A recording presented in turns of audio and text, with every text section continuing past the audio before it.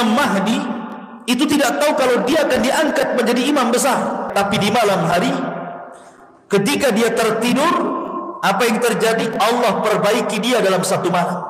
Satu malam saja Allah perbaiki. Jadi Imam Mahdi menguasai banyak ilmu, karena dia yang akan memimpin dunia masalahnya.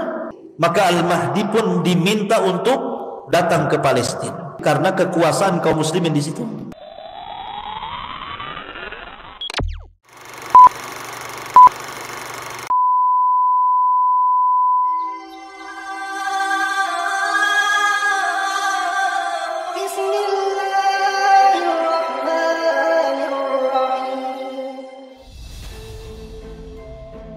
Pembahasan di malam hari ini masih membahas tentang muqaddimah dari tanda-tanda kemunculan kiamat besar.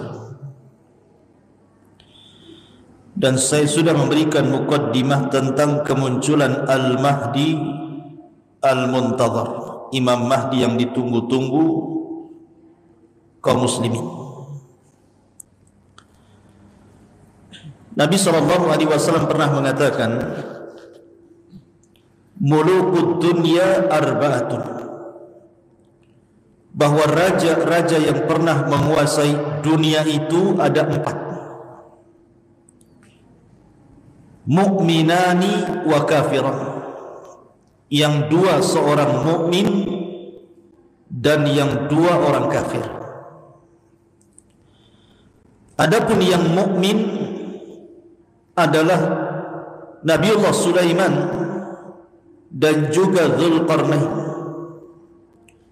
Adapun yang kafir, Namrud dan juga Bukhtun Nasr. Kemudian Nabi SAW menambahkan wa khamisuha, dan yang kelimanya adalah Al-Mahdi, Al-Imam Al-Mahdi yang namanya Muhammad Ibn Abdillah, yang akan muncul di akhir zaman. 5 orang ini akan menguasai dunia dan pernah menguasai dunia. Adapun yang 4 sudah berlalu zamannya.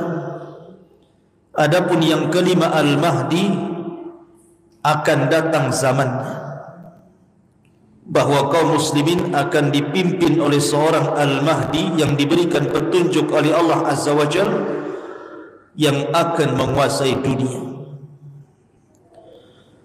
Ma'asyiral muslimin yang dimuliakan Allah Azza wa Jalla, ada sebuah hadis yang dicantumkan dalam Sunan Abi Dawud.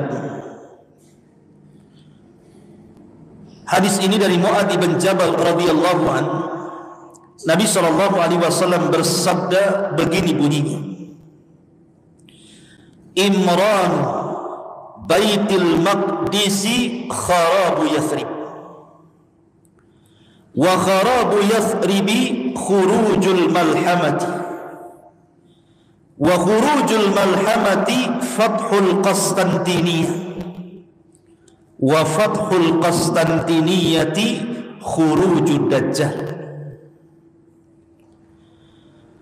Kata Nabi SAW, Imranu Baitul Maqdis, apabila pusat kekuatan kaum muslimin sudah tegak di Baitul Maqdis, artinya poros kekuatan kaum muslimin di akhir zaman itu bertempat di Baitul Maqdis, Palestina. Di sini akan tegak khilafah ala minhajin nubuwah, khilafah di atas minhaj kenabian. Siapa yang memimpin mereka? Yang memimpin mereka Al-Mahdi Al-Muntadhar, Imam Mahdi yang ditunggu-tunggu. Dengan berdirinya kekhilafahan di Baitul Maqdis di akhir zaman, maka Yathrib akan runtuh. Maksud Yathrib di sini adalah Madinatul Rasul, kota Madinah. Dan dengan runtuhnya kota Madinah, maka kaum muslimin akan berperang yang disebut dengan Malhamatul Kubra. Istilah Yahudi Armageddon, istilah kita Malhamatul Kubra. Dan perang ini adalah perang yang mengakhiri seluruh perang-perang sebelumnya. Ini perang maha dahsyat, jauh lebih perang dari dunia pertama atau dunia kedua. Karena perang ini melibatkan semua manusia. Dan perang ini disebabkan karena urusan agama. Jadi perang syara antara mukmin dan kafir. Nanti saya akan kisahkan bagaimana Malhamatul Kubra ini. Kemudian setelah kaum muslimin wa khurujul malhamah, ketika sudah selesai perang yang maha dahsyat ini, maka Nabi melanjutkan hadisnya, Fathul Konstantiniyah. Setelah itu kaum muslimin akan membebaskan Konstantinopel. Di mana Konstantinopel? Istanbul, Turki. Wa fathul Konstantiniyati khurujud dajjal. Dan apabila Istanbul atau Konstantinia dibebaskan kaum muslimin, disinilah muncul Dajjal. Lihat bagaimana urutan-urutan yang disabdakan Nabi SAW yang akan dilalui oleh Al-Mahdil Muntadhar di sini. Ma'asyiral muslimin yang dimuliakan Allah Subhanahu wa taala. Nabi SAW bersabda dalam sebuah hadis, kata Nabi SAW, la taqumu sa'atu warrumu aktsarun nas. Tidak akan tegak hari kiamat kecuali bangsa Romawi adalah bangsa terbanyak dan terbesar di akhir zaman. Maksudnya bangsa Romawi di sini adalah orang-orang yang memeluk agama Nasrani. Dan Romawi ma'ruf di Rum sana.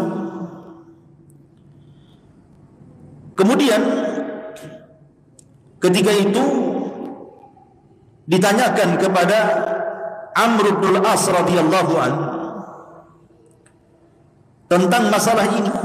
Apa alasannya orang-orang Nasrani jauh lebih banyak jumlahnya di akhir zaman dibandingkan orang-orang Islam? Padahal mungkin hari ini kalau seandainya di data gitu ya, seluruh dunia umat Islam masih yang terbanyak. Tapi di akhir zaman orang-orang Nasrani jauh lebih banyak dibandingkan kaum muslimin. Maka Amr ibn As menjelaskan alasannya. Inna fihim khisalan arba'a. Karena orang-orang Romawi, orang-orang yang beragama Nasrani itu punya 4 sifat. Yang 4 sifat ini membuat orang-orang di luar dari agama Nasrani masuk ke Nasrani. Ada daya tarik. Yang pertama, kata Amr bin As, innahum la ahlamun nas inda fitnatin. Karena orang-orang Nasrani itu orang yang paling lembut ketika menghadapi fitnah. Jadi orang-orang Nasrani itu pula kelembutan hati. Kasihan melihat orang susah gitu. Artinya tidak pernah mengeluh. Sesusah apapun mereka tidak mengeluh. Beda kalau kita ya, baru di PHK sehari saja dunia rasa kiamat katanya. Kayaknya rezeki Allah itu hanya di PT itu saja. Kita ini baru diuji dengan ujian sekali saja sudah goyang hatinya kan. Lah orang Nasrani tidak. Mereka lembut hatinya. Yang kedua, kata Amr ibn As radhiyallahu anhu, wa asra'uhum ifaqatan ba'da musibati.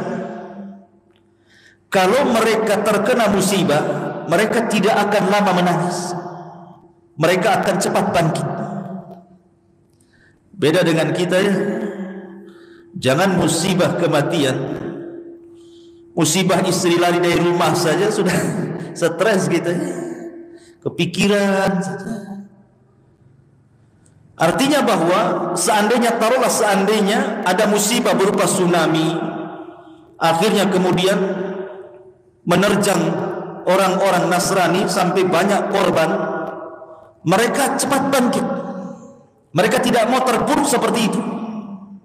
Itulah kelebihannya orang Nasrani di zaman itu, maksudnya di akhir zaman. Kemudian yang nomor 4, wa khairun nas limasaqinihim wa du'afaihim. Orang Nasrani itu, orang Romawi Nasrani ini, mereka paling baik khususnya kepada fuqara wal masakin.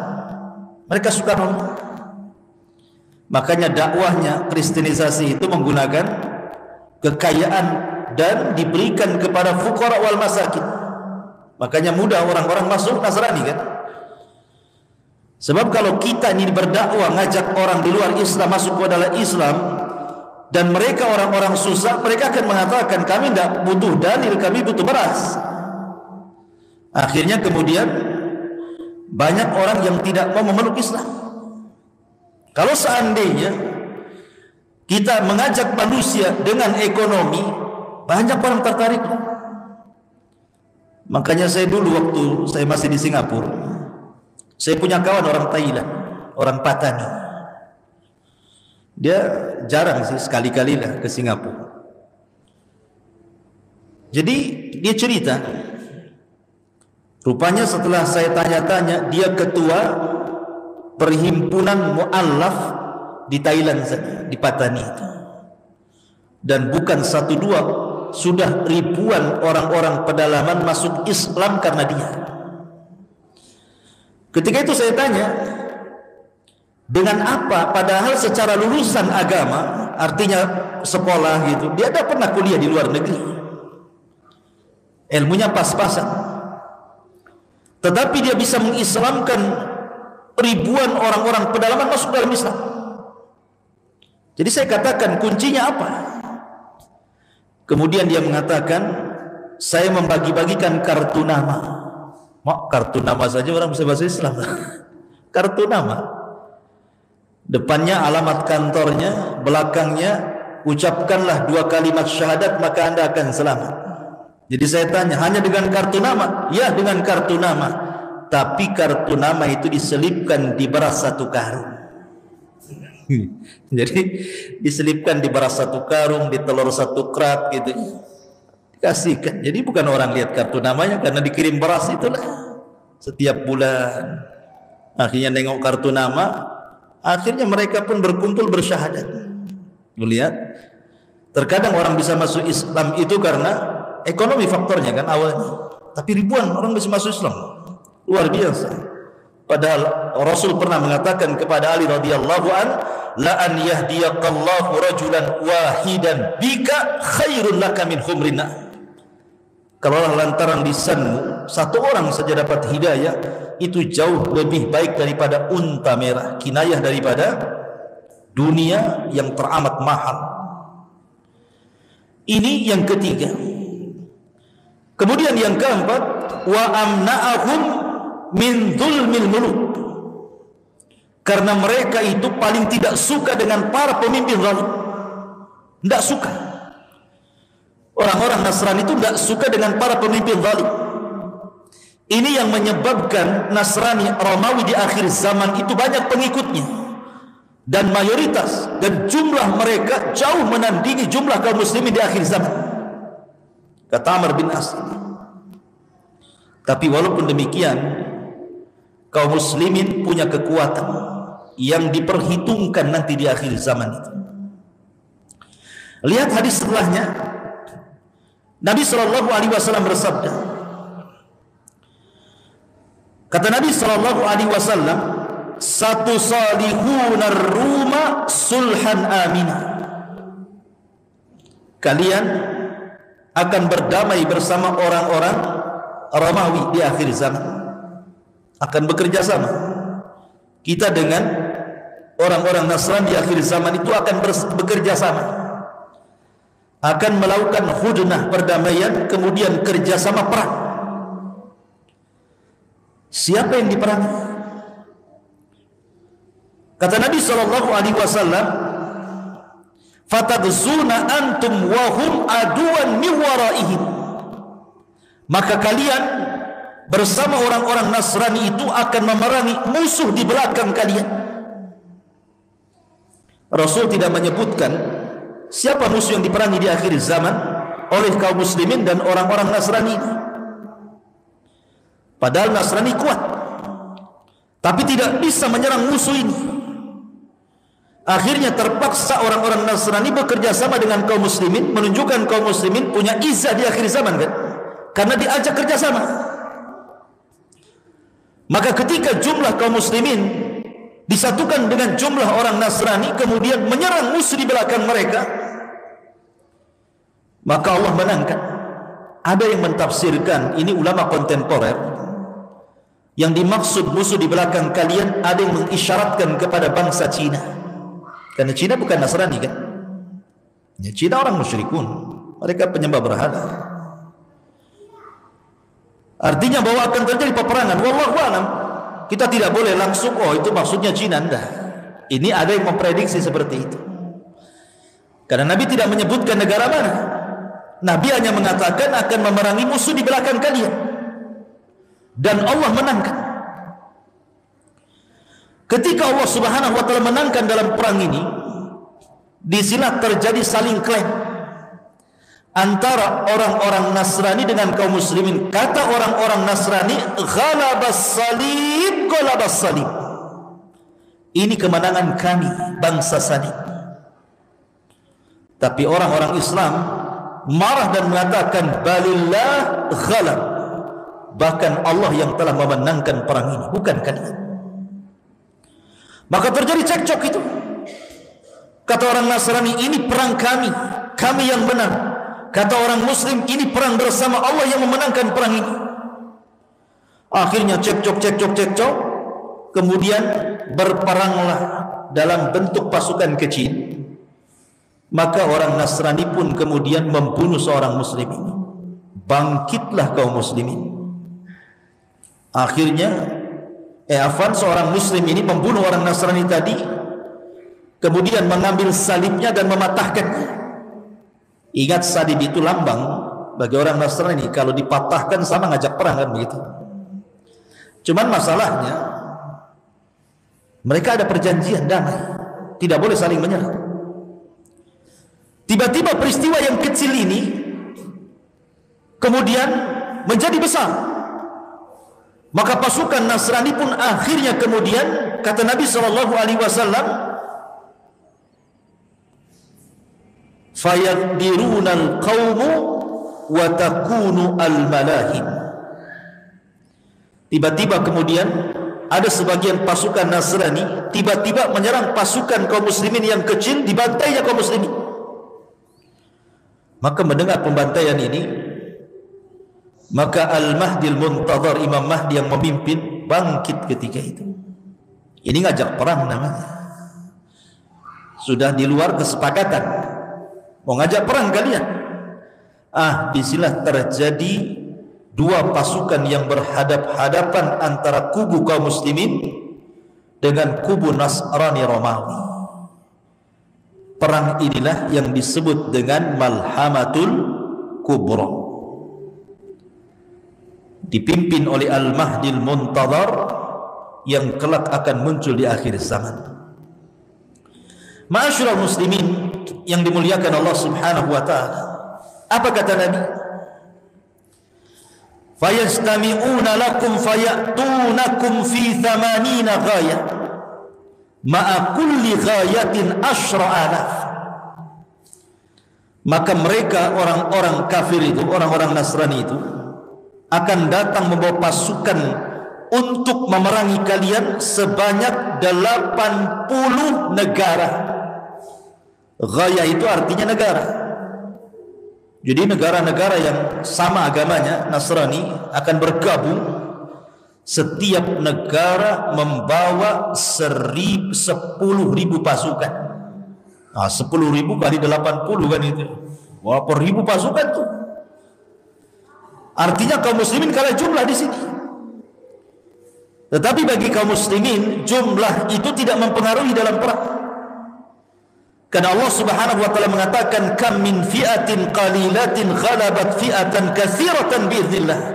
Betapa banyak kelompok kecil mampu mengalahkan kelompok besar, semua karena izin Allah.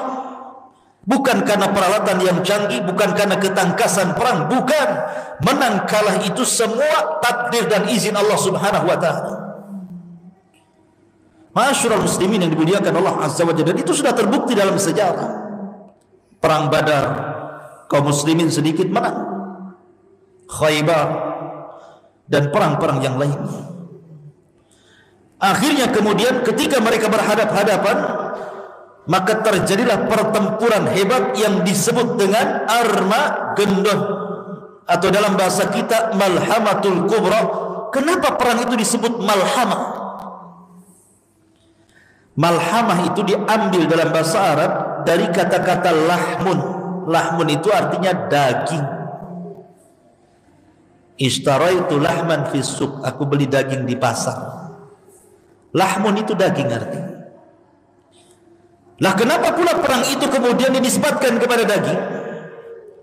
Karena kalau orang sedang berhadap-hadapan, dua-duanya bawa pedang, kemudian saling sabet sana sini, tentu daging ini akan muncrat kemana-mana. Saking dahsyatnya perang itu, sampai-sampai daging itu melayang ke langit dari sabetan-sabetan pedang itu.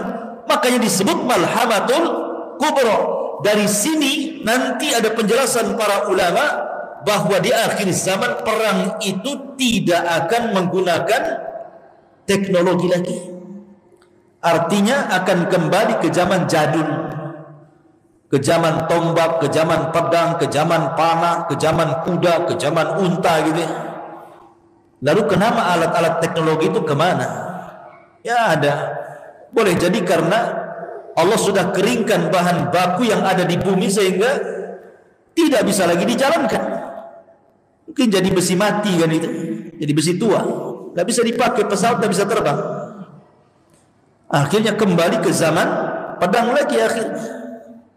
Dan itu nanti diketahui dari hadis ketika mereka memerangi Konstantinia tanpa perang, hanya dengan takbir negara itu roboh. Nanti di akhir zaman. Ma'asyiral muslimin yang dimuliakan Allah Azza wa Jalla, lah perang Malhamatul Kubra ini yang dipimpin oleh Al-Mahdi Al-Muntadhar, Imam Mahdi yang kita tunggu-tunggu, berhasil mengalahkan orang-orang Nasrani. Pertanyaannya, kemana Yahudi? Kenapa tidak ikut terlibat? Dan kenapa kemudian tidak bekerja sama orang-orang Nasrani dan Yahudi memerangi kaum muslimin di akhir zaman? Orang Yahudi ketika itu karena jumlah mereka tidak banyak dibandingkan jumlah kaum muslimin dan juga orang Nasrani, mereka ketakutan dan bersembunyi. Jadi orang-orang Yahudi bersembunyi, tidak berani menampakkan batang hidungnya. Makanya kenapa penyebab Dajjal itu keluar? Kata Nabi SAW, la yakhrujud Dajjal illa ala ghadbatin yadribuha. Tidaklah Dajjal keluar kecuali karena penyebabnya tersulut emosi karena kemarahan. Apa yang menyebabkan Dajjal itu marah? Karena para pengikutnya tidak berani perang dan para pengecut. Marah Dajjal. Kenapa kan tidak ikut perang itu? Kenapa kalian sembunyi? Maka Dajjal emosi. Sebab emosi itulah dia keluar. Dan dia bergabung dengan 70.000 orang-orang Yahudi Iran, orang Yahudi Asbahan, Khurasan. Ma'asyiral muslimin yang dimuliakan Allah Azza wa Jalla, kembali kepada perang Malhamatul Kubra. Maka ketika kaum muslimin berhasil kemudian memerangi orang-orang Nasrani sampai ke jantung kota Eropa, sampai ke Eropa sana, bayangkan dikuasai oleh kaum muslimin. Lalu mana Amerika ini? Kok tidak disebutkan? Mungkin sudah nggak ada Amerika di zaman itu. Mungkin tinggal Eropa, karena kekuatan orang-orang Nasrani ada di Eropa masalahnya. Lah kaum muslimin itu sampai ke jantung kota Eropa, menguasai negeri-negeri. Dari sini Nabi SAW dalam urutan yang tadi saya baca, kata Nabi SAW, setelah Arab runtuh gitu ya, kemudian Malhamah, kemudian setelah Eropa dikuasai, maka mereka pun mengarah ke Konstantinopel.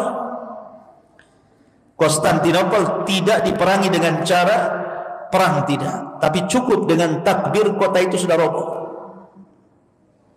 Karena melihat kekuatan kaum muslimin yang dahsyat, orang Nasrani saja dikalahkan gitu ya, maka Konstantinopel lebih mudah lagi. Cukup dengan suara takbir menggema, menakutkan orang-orang. Apalagi Rasul pernah mengatakan, di antara 5 yang dikhususkan kepadaku dan tidak diberikan kepada para nabi dan rasul adalah rasa takut yang ditimpakan kepada musuh sejauh perjalanan 1 bulan. Jadi mendengar pasukan orang Islam saja, musuh sudah ciut itu ketakutan. Makanya dengan takbir saja kota itu sudah roboh. Makanya ketika sampai di Konstantinopel, kaum muslimin tenang-tenang saja. Mereka yu'allikuna suyufahum, mereka letakkan pedang-pedang mereka di pohon-pohon zaitun. Dari sinilah kemudian terdengar berita hoax bahwa Dajjal sudah muncul di Khurasan dan akan menjumpai anak-anak mereka yang ada di Palestina, Syam. Maka Al-Mahdi Al-Muntadhar, Imam Mahdi, lantas mengutus 10 orang berkuda. Kenapa tidak pakai pesawat sekali lagi? Karena perang itu memang sudah kembali ke zaman jadul. Dia pakai kuda lah kan begitu. Sehingga Nabi SAW, aku tahu sifat kudanya, aku tahu sifat penunggang kudanya, dan mereka lah pada hari itu khairu fawarisi ala ahli al-ardi, sebaik-baik penunggang kuda di atas permukaan bumi. Saking cepatnya dari Eropa, dari Konstantinopel, bayangkan, menuju Palestina untuk memastikan Dajjal itu muncul atau tidak. Rupanya berita itu hoax. Dajjal tidak muncul. Balik lagi mereka melaporkan bahwa Dajjal tidak muncul. Tetapi setelah peristiwa itu, Dajjal muncul. Dan ingat, Dajjal itu keluar di negara yang mayoritasnya orang-orang Syiah. Di mana? Iran. Di situ ada kota namanya Asfahan. Di kota Asfahan itu, disitulah kotanya orang-orang Yahudi di Iran. Dan jumlahnya mencapai 70.000 orang-orang Yahudi Asfahan, lengkap dengan atribut di kepala keyahudiannya itu. Dan nanti Dajjal akan mati di negara yang mayoritas Yahudi, Israel. Di situ ada kota namanya Babil-Lud. Di situlah Dajjal meninggal. Muncul dari negara yang mayoritas Syiah, meninggal di negara yang mayoritas Yahudi. Seolah-olah ada hubung kait Syiah dengan Yahudi di sini. Ya. Masyarul muslimin yang dimuliakan Allah Azza. Adapun kisah Dajjal itu ada kisah tersendiri panjang. Kita kembali kepada kisah Al-Mahdi Al-Muntadhar.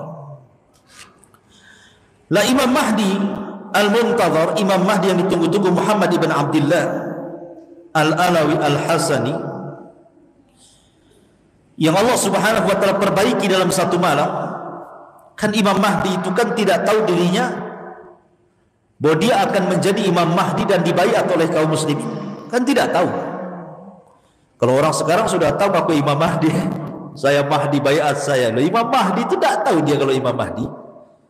Gimana pula kok tahu saya Mahdi, baiat saya, katanya.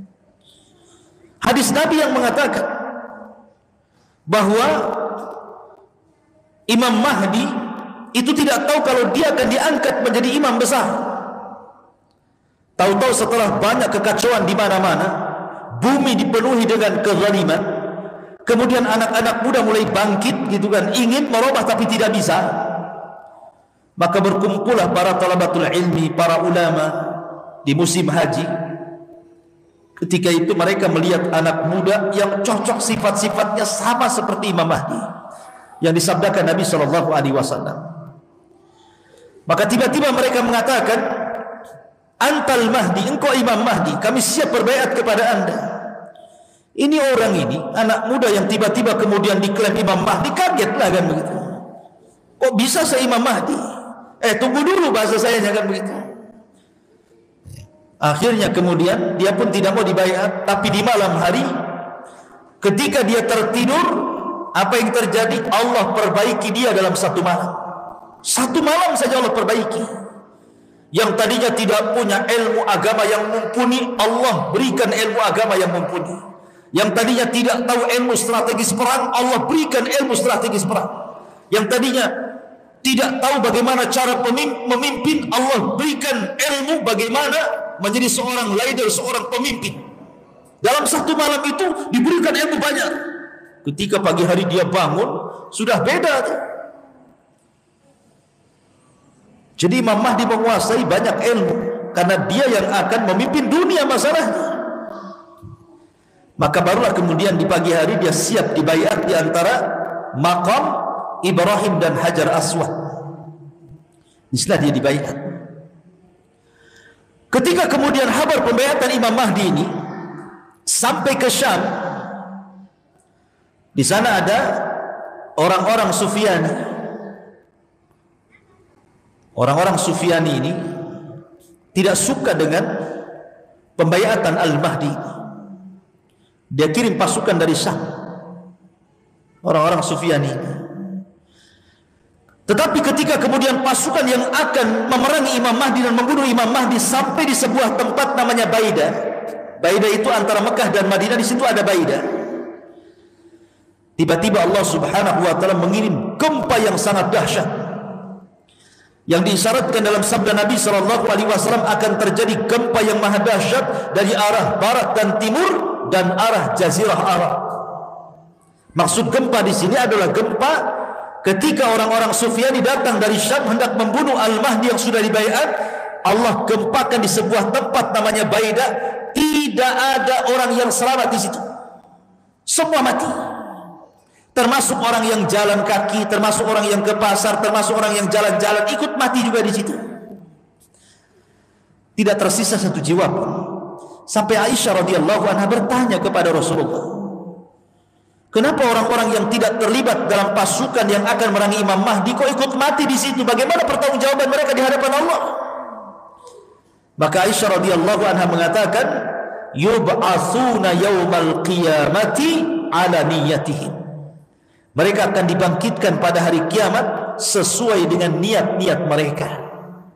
Kalau niatnya hendak memerangi Imam Mahdi, mereka orang jahat.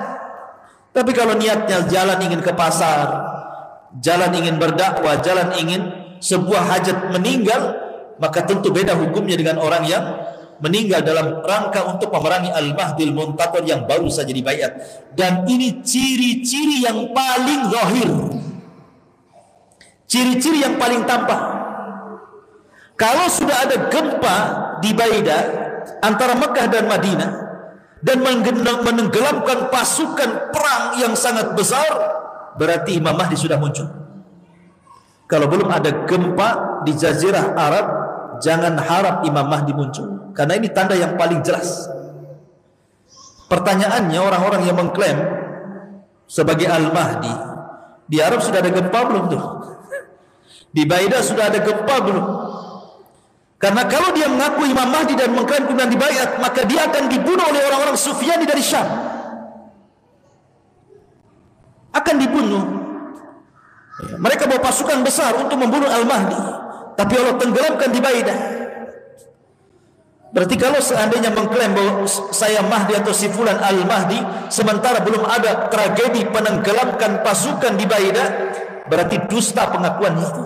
Karena itu alamat yang paling jelas munculnya Imam Mahdi. Ada gempa di Baidah antara Mekah dan Madinah.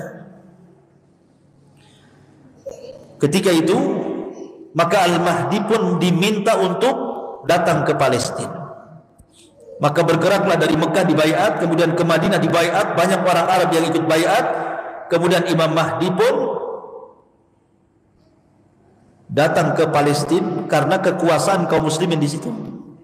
Dari sini hadis Nabi SAW, apabila khilafah minhaj nubuwah itu sudah berdiri di Baitul Maqdis. Karena sebelumnya mereka hanya pasukan-pasukan ya biasa bertempur melawan orang-orang di luar daripada Islam, tapi belum tercapai sebuah khilafah. Kata Nabi SAW, nanti di akhir zaman dari hadis tentang 5 fase. Karena ada fase kenabian, ada fase mulkun wa rahmah gitu ya. ada fase Jababirah ini. Kemudian ada fase kerusakan gitu. Yang terakhir khilafah ala minhaj nubuwah. Maksudnya khilafah ala minhaj nubuwah ini berdirinya kekhilafahan di Palestina kapan? Nanti di akhir zaman. Dan akan diikuti pasukan yang membawa bendera hitam. Sehingga banyak kemudian orang terperdaya dengan ISIS kan. Ketika berdirinya negara ISIS di Irak dan juga Syam, banyak orang yang menyangka kemunculan Imam Mahdi karena bendera yang mereka acungkan itu bendera berwarna hitam bertuliskan la ilaha illallah. Setelah perang dengan Amerika kalah, masa pasukan Mahdi kalah? Dia akan menang, tidak akan kalah. Akhirnya banyak orang-orang yang tertarik dari semua negeri sampai dari Indonesia ketipu. Banyak orang datang dari negeri kita kemudian gabung dengan ISIS yang ada di Syam dan Irak, disangkanya itu pasukan Mahdi. Pasukan Mahdi dari Hong Kong. Itu bukan pasukan Al-Mahdi, itu para pengacau, para teroris, dan ulama sudah memfatwakan faham mereka persis seperti paham Khawarij. Karena manhaj mereka manhaj takfir, mengkafir-kafirkan di luar kelompoknya. Siapa yang tidak berbaiat kepada pemimpin mereka kafir. Akhirnya semua kaum muslimin yang tidak ikut dengan ISIS itu dikafirkan, semua halal darahnya. Ini kan ngeri, ikhwan. Masyaallah muslimin yang dimuliakan Allah, muncul lagi sekarang istilah Taliban. Sekarang sudah muncul lagi karena Taliban menguasai Afghanistan, Amerika menyingkir, NATO juga menyingkir, akhirnya dikuasai lagi. Sekarang sudah muncul lagi prediksi ini.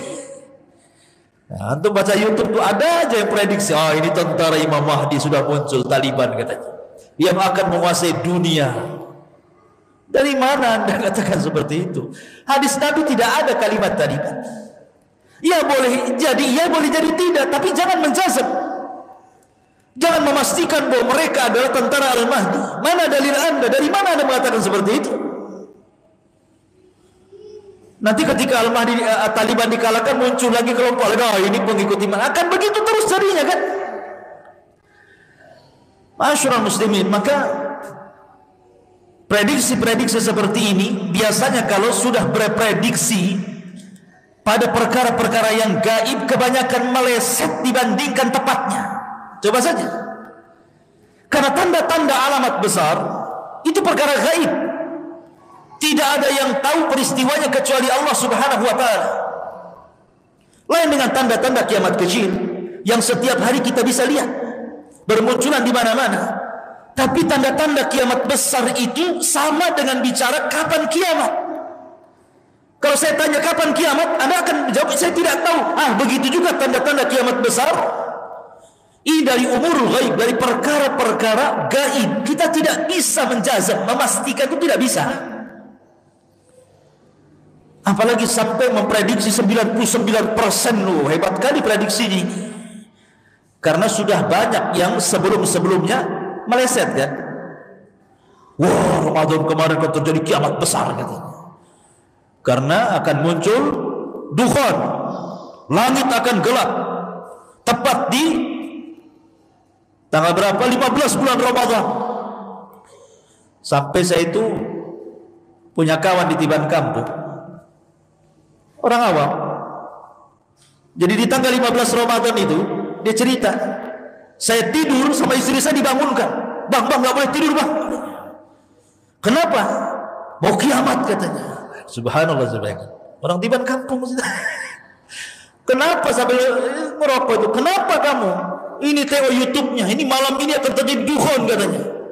Sampai orang Tiban Kampung ketakutan. Gara-gara prediksi 15 Ramadan itu. Ternyata lewat sampai subuh tak ada dukhon. Yang ada dia yang buat dukhon. Dia yang ngerokok keluar dukhonnya. Itulah dukhon. Subhanallah ikhwan. Tak jadi pula prediksi itu. Maka janganlah kita prediksi inilah itu gitu. Sudah beriman saja akan datang itu. Selesai. Hadirin dan hadirat yang dimuliakan Allah Subhanahu wa taala. Alhamdulillah di malam hari ini Allah Subhanahu wa taala masih mempertemukan kita di salah satu taman daripada taman-taman surga. Sebagaimana sabda Nabi sallallahu alaihi wasallam, "Idza marartum bi riyadil jannati farta'u." Apabila kalian melintasi taman di antara taman-taman surga, singgahlah di situ. Kemudian sahabat bertanya, "Wa mariyadul jannati ya Rasulullah?" Apa yang Anda maksudkan dengan taman-taman surga itu wahai Rasul? Maka Nabi SAW mengatakan, hilaqudz dzikri, orang yang berhalaqah-halaqah, kemudian dalam halaqah itu tidak lain dan bukan dalam rangka mengingat Allah Subhanahu wa taala. Maka berbahagialah kita berada di taman daripada taman-taman surga. Namun demikian tidak banyak orang yang mau duduk di taman-taman surga. Kemudian salawat dan salam kita haturkan kepada Nabi besar Muhammad sallallahu alaihi wasallam. Allahumma salli ala Muhammad wa ala alihi wa sahbihi wa man sara ala nahjihi ila yaumiddin. Pembahasan di malam hari ini masih membahas tentang muqaddimah dari tanda-tanda kemunculan kiamat besar. Dan saya sudah memberikan muqaddimah tentang kemunculan Al-Mahdi Al-Muntadhar, Imam Mahdi yang ditunggu-tunggu kaum muslimin. Nabi SAW pernah mengatakan, mulukud dunya arba'atun, bahwa raja-raja yang pernah menguasai dunia itu ada 4. Mu'minani wa kafiran, yang 2 seorang mukmin dan yang 2 orang kafir. Adapun yang mukmin adalah Nabiullah Sulaiman dan juga Dzulqarnain. Adapun yang kafir Namrud dan juga Bukhtun Nasr. Kemudian Nabi SAW menambahkan wa khamisuha, dan yang kelimanya adalah Al-Mahdi, Al-Imam Al-Mahdi yang namanya Muhammad Ibn Abdillah, yang akan muncul di akhir zaman. 5 orang ini akan menguasai dunia dan pernah menguasai dunia. Adapun yang 4 sudah berlalu zamannya. Adapun yang kelima Al-Mahdi akan datang zamannya, bahwa kaum muslimin akan dipimpin oleh seorang Al-Mahdi yang diberikan petunjuk oleh Allah Azza wa Jalla, yang akan menguasai dunia. Ma'asyiral muslimin yang dimuliakan Allah Azza wa Jalla, ada sebuah hadis yang dicantumkan dalam Sunan Abi Dawud. Hadis ini dari Mu'adz bin Jabal radhiyallahu anhu. Nabi SAW bersabda begini bunyinya,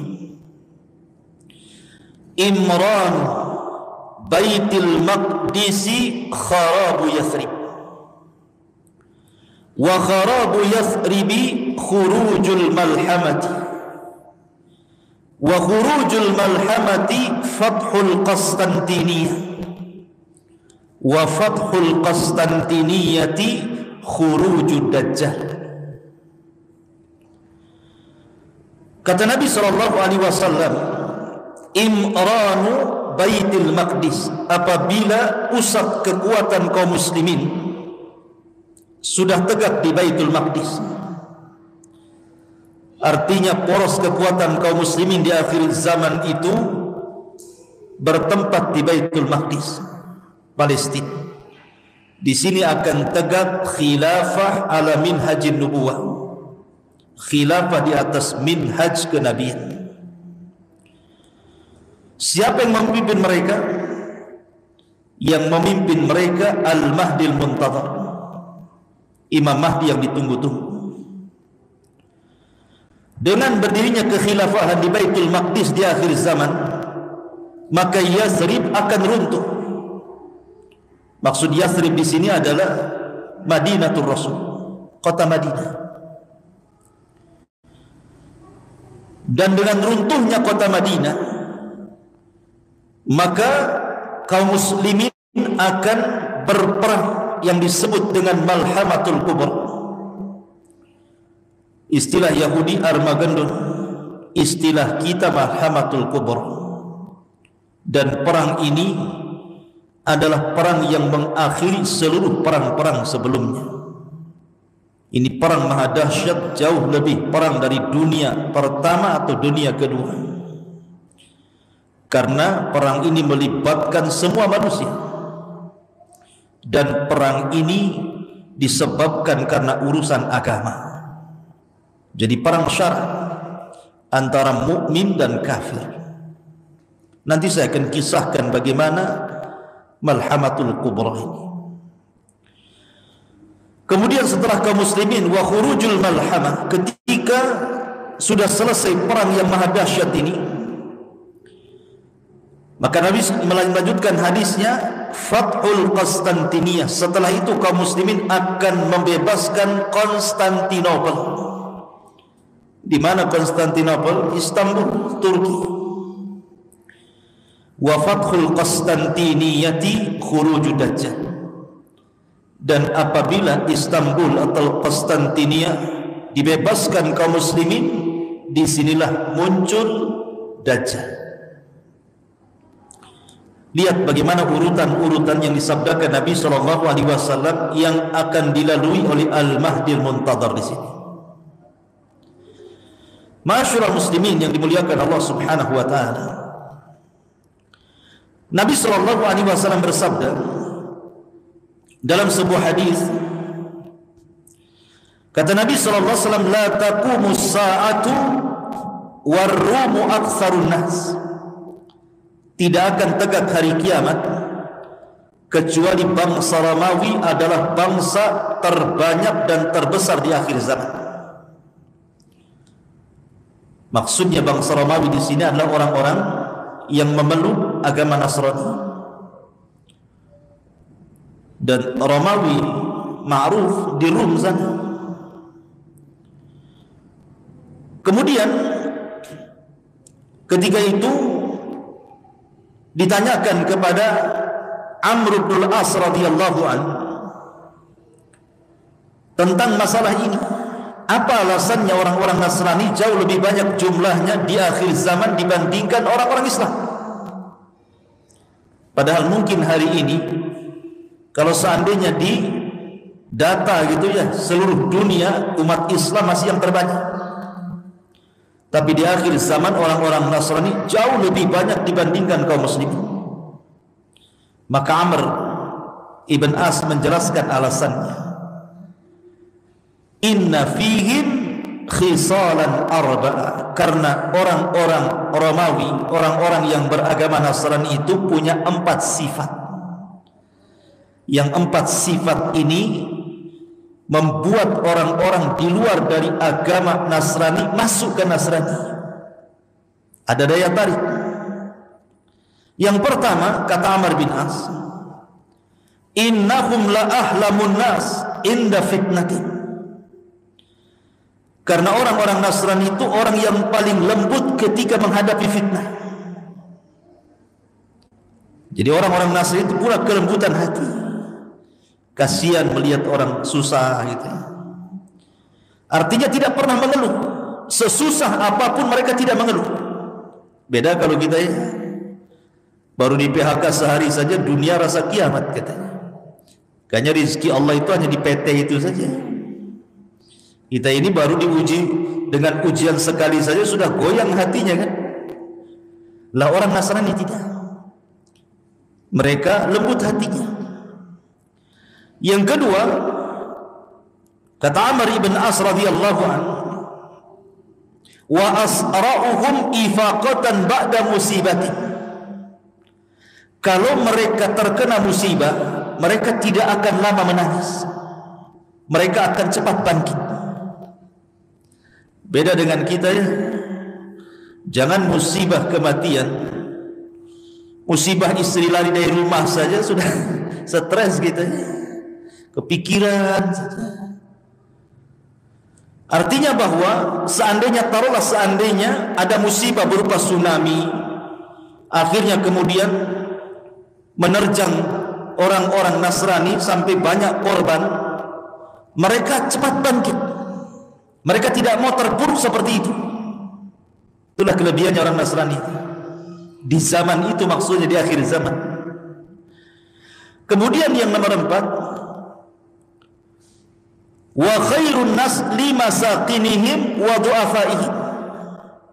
Orang Nasrani itu, orang Romawi Nasrani ini, mereka paling baik khususnya kepada fuqara wal masakin. Mereka suka nolong.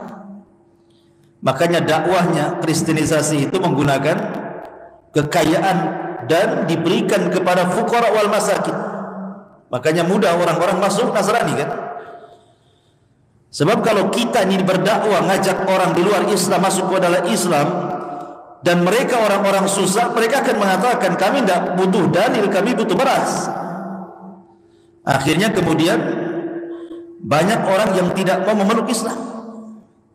Kalau seandainya kita mengajak manusia dengan ekonomi, banyak orang tertarik.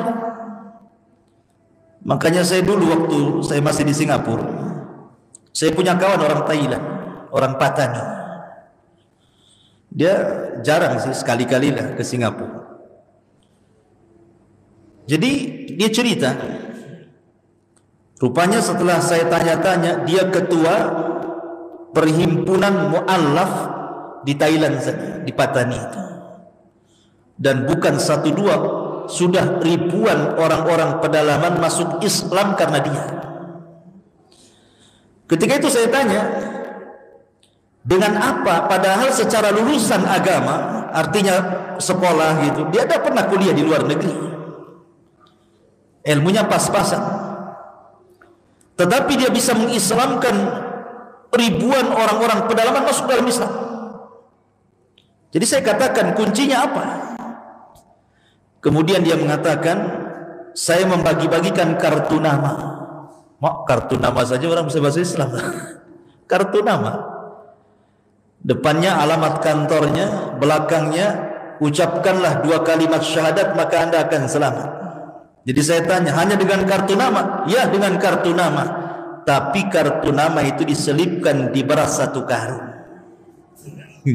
Jadi diselipkan di beras 1 karung, di telur 1 krat gitu, dikasihkan. Jadi bukan orang lihat kartu namanya, karena dikirim beras itulah setiap bulan. Akhirnya nengok kartu nama, akhirnya mereka pun berkumpul bersyahadat.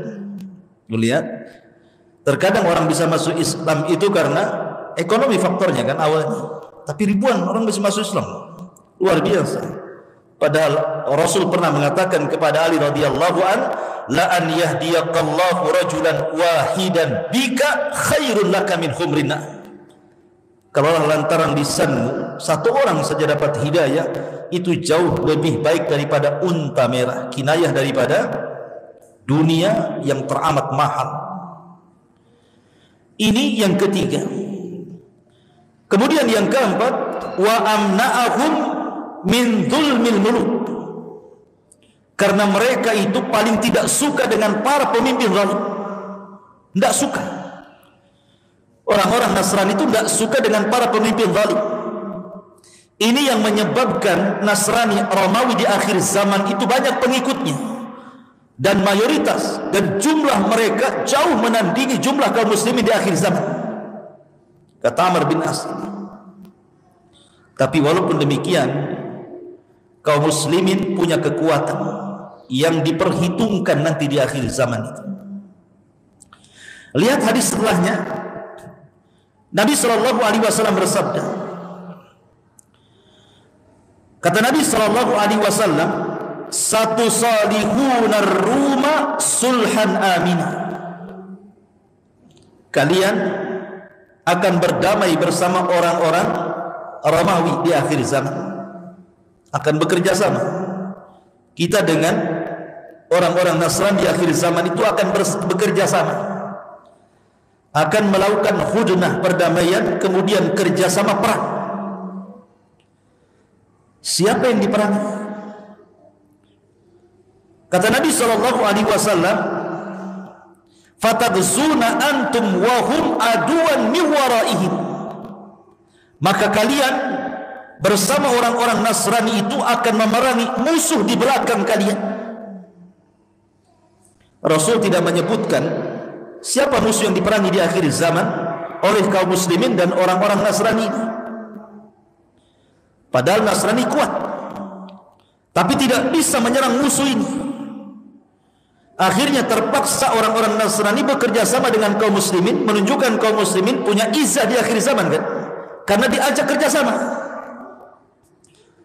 Maka ketika jumlah kaum muslimin disatukan dengan jumlah orang Nasrani, kemudian menyerang musuh di belakang mereka,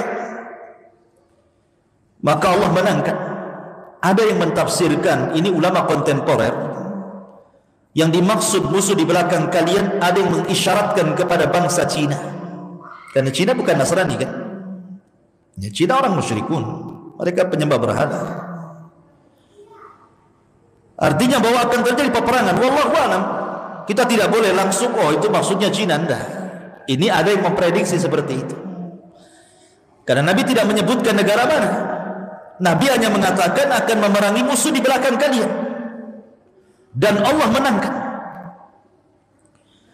Ketika Allah Subhanahu wa taala menangkan dalam perang ini, di sini terjadi saling klaim antara orang-orang Nasrani dengan kaum muslimin. Kata orang-orang Nasrani, ghalabas salib, ghalabas salib. Ini kemenangan kami, bangsa salib. Tapi orang-orang Islam marah dan mengatakan, balillah ghalab. Bahkan Allah yang telah memenangkan perang ini, bukan kalian. Maka terjadi cekcok itu. Kata orang Nasrani, ini perang kami, kami yang benar. Kata orang Muslim, ini perang bersama, Allah yang memenangkan perang ini. Akhirnya cekcok. Kemudian berperanglah dalam bentuk pasukan kecil. Maka orang Nasrani pun kemudian membunuh seorang Muslim ini. Bangkitlah kaum muslimin. Akhirnya seorang Muslim ini membunuh orang Nasrani tadi, kemudian mengambil salibnya dan mematahkannya. Ingat, salib itu lambang bagi orang Nasrani, kalau dipatahkan sama ngajak perang, kan begitu. Cuman masalahnya mereka ada perjanjian damai, tidak boleh saling menyerang. Tiba-tiba peristiwa yang kecil ini kemudian menjadi besar. Maka pasukan Nasrani pun akhirnya kemudian, kata Nabi SAW, fayaqdirunal qawmu wa takunu al-malahim. Tiba-tiba kemudian ada sebagian pasukan Nasrani tiba-tiba menyerang pasukan kaum muslimin yang kecil, dibantainya kaum muslimin. Maka mendengar pembantaian ini, maka Al-Mahdi Al-Muntadhar, Imam Mahdi yang memimpin, bangkit ketika itu. Ini ngajak perang namanya. Sudah di luar kesepakatan, mau ngajak perang kalian. Disinilah terjadi dua pasukan yang berhadap-hadapan antara kubu kaum muslimin dengan kubu Nasrani Romawi. Perang inilah yang disebut dengan Malhamatul Kubra, dipimpin oleh Al-Mahdi Al-Muntadhar yang kelak akan muncul di akhir zaman.